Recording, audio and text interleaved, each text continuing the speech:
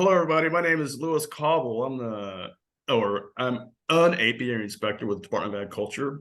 I cover the 21 westernmost counties, and I have with me today Jenn Keller, who is the beekeeper at NCSU Apiculture. Is that a fair description of what you do?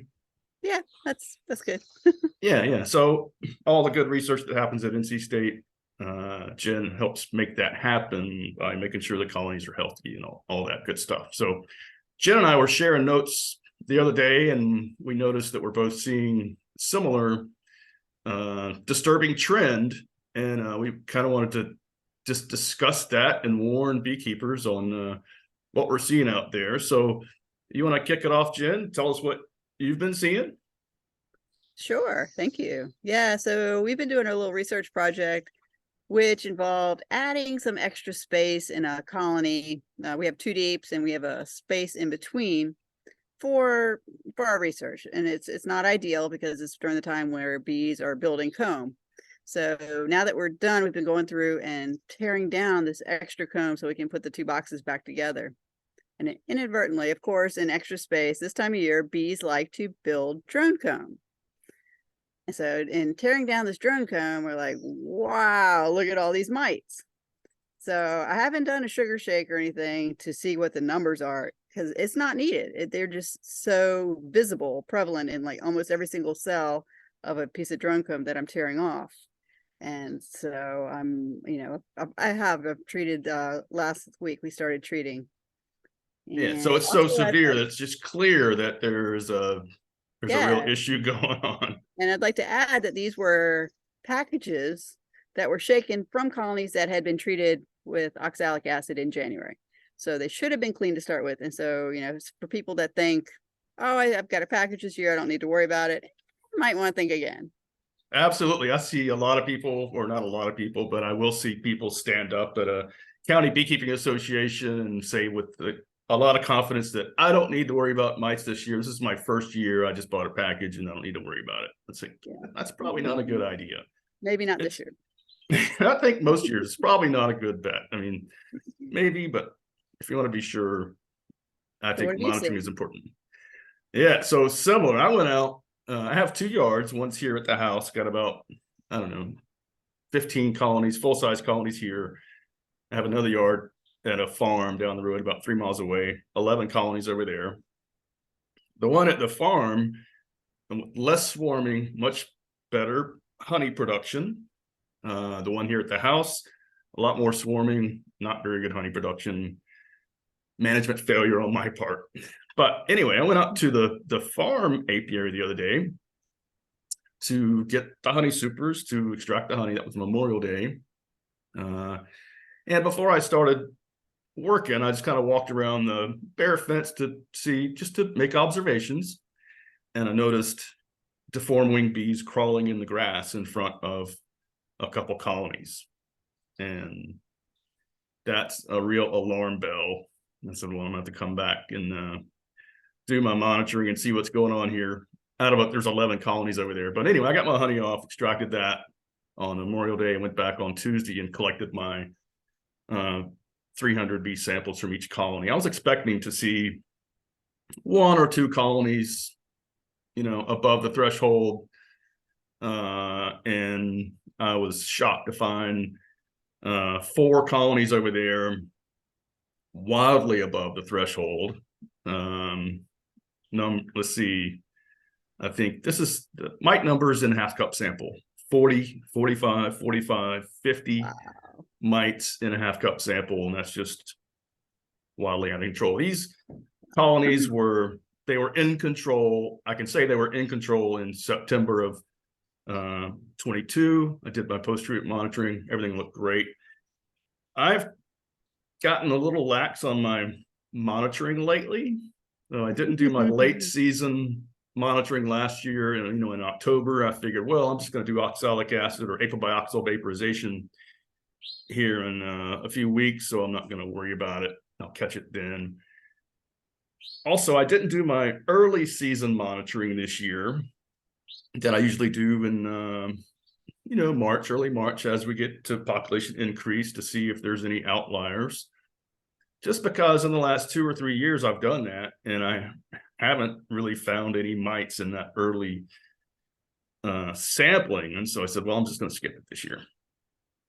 And I was probably going to skip my, late May, early June monitoring and just hold off till I do my pre-treatment monitoring in mid-July, until I noticed these deformed wing bees crawling in the grass. And so I was pretty taken aback by that. So I monitored that apiary and this apiary. The apiary here at the house, not in as bad a shape. It did have one very high mite colony.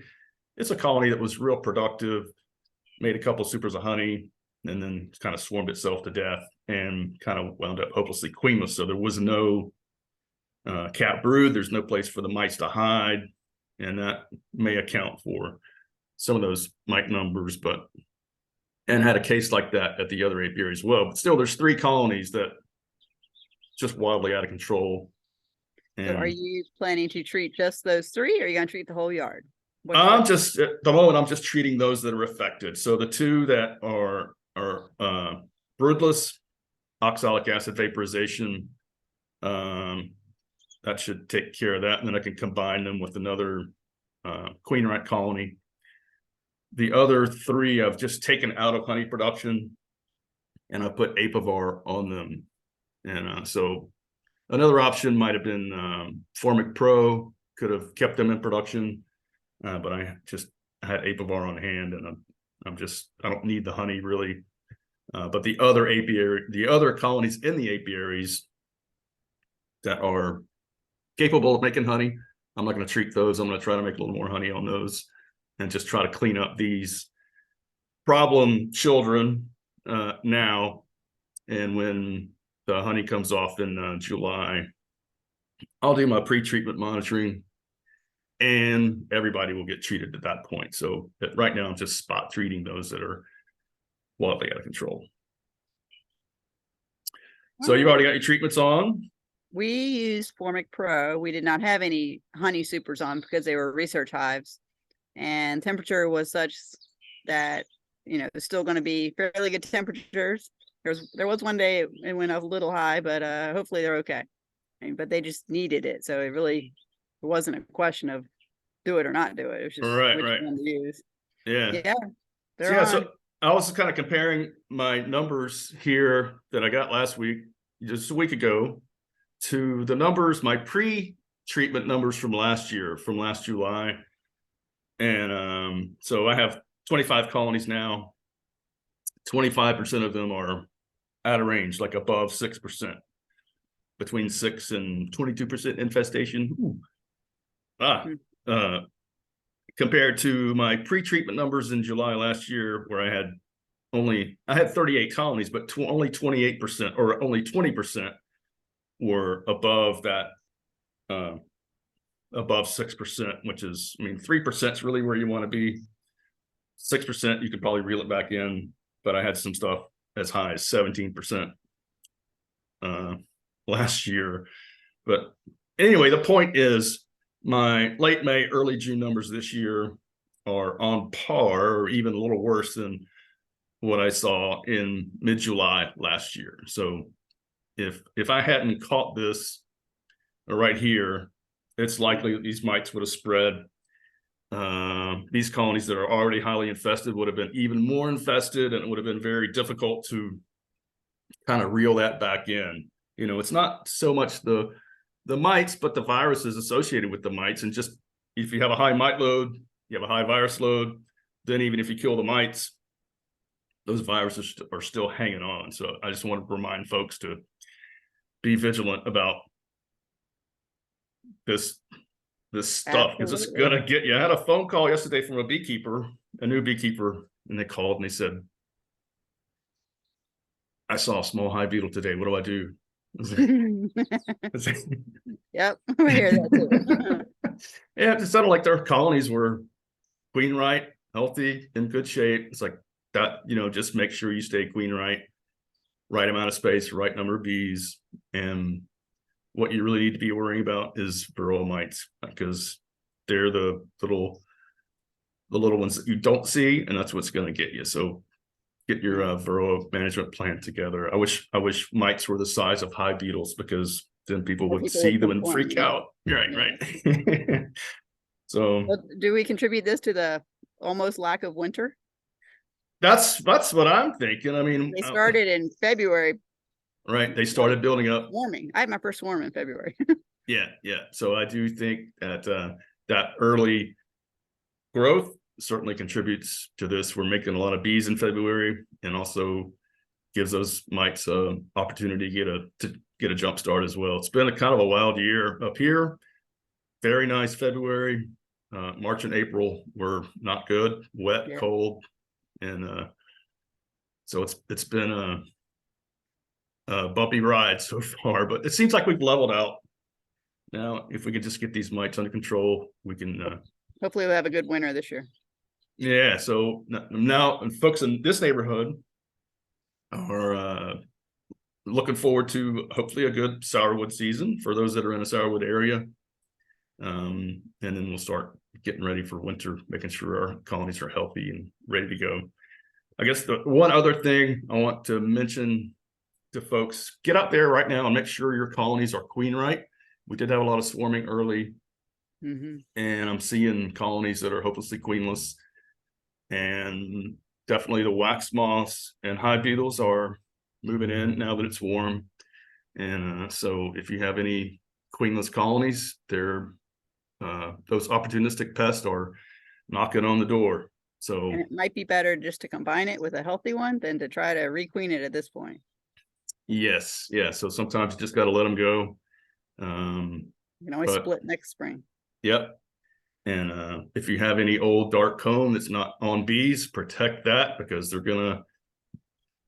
So that's what I'm kind of struggling with now. I got some drawing frames that I need to. A lot of them are old and need to be reworked, and so I'm trying to get the wax out and into a wax melter before the wax moths get to them. So try to salvage that stuff. But anyway, so that's just. I just wanted to let folks know that.